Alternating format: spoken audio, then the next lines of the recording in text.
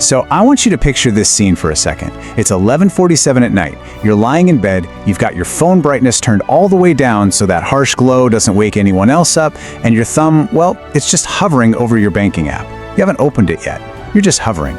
Because some deep part of you already knows what number is waiting for you on the other side of that screen. And your anxious inner voice is already rationalizing, right?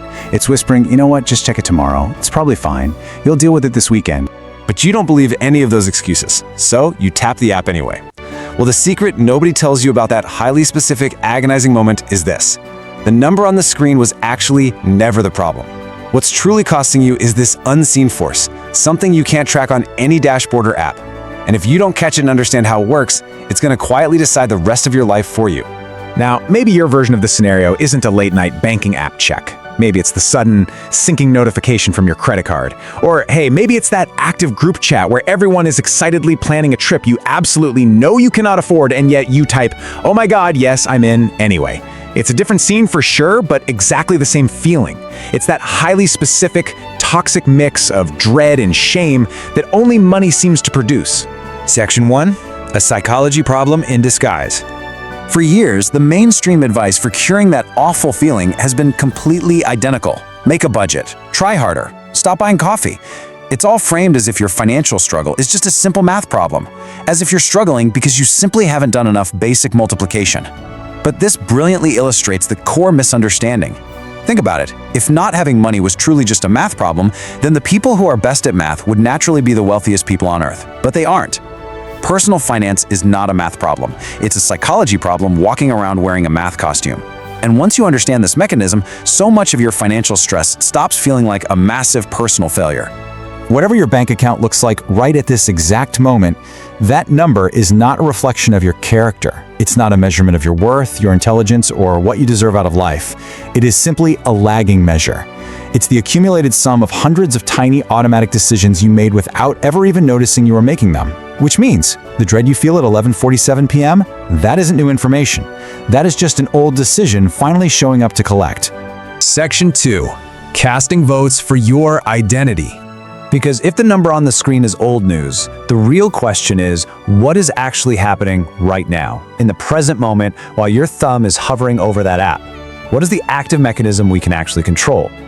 Well, here is the absolute game changer. This is the perspective shift that alters everything.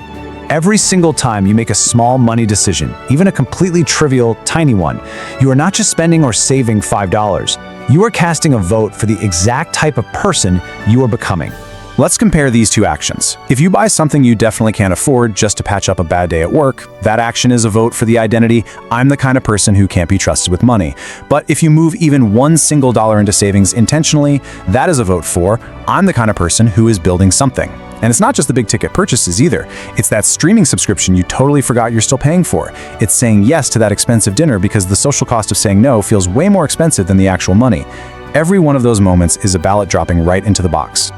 You know that terrible physical sensation? You buy something, and like 30 seconds later, your stomach tightens, your face gets hot, and you catch yourself quickly deleting the confirmation email so you don't have to look at it? That is not you being dramatic. That's just you consciously watching yourself cast a vote you really didn't mean to cast. And the immediate thought is usually, why can't I just be normal about money? What is wrong with me? Listen to me. Absolutely nothing is wrong with you. You were just never taught that this was an election. Section 3. Designing fewer chances to fail. So naturally, the obvious next move we all try to make is saying, fine, I'll just vote better. I'll dig deep and use more willpower. But here's where most people quietly sabotage their own master plans. Willpower was never the actual lever you needed to pull. The deeply uncomfortable truth is that the people out there who seem to have this insane, monk-like self-control around money, they don't actually possess more willpower than you do. They simply get tempted less often. That's the entire secret. It's not about cultivating more discipline. It's entirely about designing fewer chances to fail. If your paycheck lands in the exact same account you spend from every single day, you're forcing your brain to win a grueling, high-stakes battle over and over all month long. And honestly, nobody wins every time. So we need to stop fighting a battle that was rigged against us from the start. Your inbox is full of retail emails, right?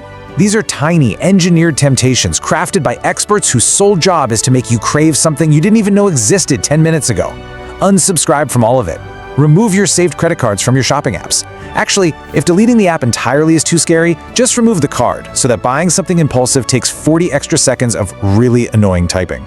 And finally, set up an automatic transfer. Even if it's tiny, make the decision once today with a clear head so that the exhausted, stressed out version of you on a random Tuesday night never even has to fight that battle. Section 4. Becoming who you want. Now, I can practically hear what you might be thinking right now. You're thinking, okay, that's cute advice, but I'm in a deep hole here. An automatic transfer of $5 isn't going to fix my massive financial problems. And you know what? You are exactly right. $5 won't fix the math. But that isn't actually what the small transfer is for. I want you to take a micro action tonight, or literally the second this explainer is over. Open your app and purposefully move exactly $1 into a separate account. Not because the dollar matters, but because you matter enough to prove to yourself that you can follow through. See, the goal of that transfer was never the money. The goal is becoming, perhaps for the very first time in your life, someone who moves money on purpose rather than someone who money just passively happens to. That new identity is the actual asset you're building. Because once you truly become that person, the dollar amount eventually takes care of itself because your default behavior has fundamentally changed. And here is the beautiful reality on the other side of this shift. A few weeks from now, you're going to catch yourself opening your banking app in broad daylight, out of simple curiosity, not dread. Your shoulders will physically drop instead of tensing up around your ears. You'll be out at dinner, the bill will land, and you won't feel that sudden jolt of panic doing frantic math under the table. You'll just pay your part. Now, you aren't rich yet, the numbers haven't magically multiplied, but the fear is gone. Because the fear was actually the expensive part all along. The fear is what made you avoid your accounts, which practically guaranteed the numbers would get worse. Section 5, 4 rules to remember. Now, as we wrap up, I need to give you a gentle, honest warning. You are going to slip up. You will absolutely have a week where you order takeout 4 times and buy some ridiculous impulse item. But a bad week doesn't undo a good month. The real danger is missing twice and letting that slip turn into, well, I guess this is just who I am. So, let's lock this psychological shift in right now. Here are the 4 quick rules to take away from this explainer. 1. Your account balance is a lagging measure of automatic habits, not your worth. 2. Every small decision is a powerful vote for your financial identity. 3. Stop relying on willpower, instead design your environment so you just have fewer chances to fail. And 4. When you inevitably slip up, just ensure you never miss twice. Don't try for perfection, just try for intention. Everything we've covered today is about stopping the leak. It's about rebuilding trust with yourself. But saving money and actually building lasting wealth, those are 2 totally different systems. Mixing them up is why so many people save for years and still feel totally stuck. Stopping the leak was step 1. What you do with the water you manage to keep is step 2. And that leads to a pretty fascinating question. Once you stop voting against yourself, how will you cast your ballot to build the future you actually want? We're going to dive into that exact system in our next explainer. Until then, go cast a good vote.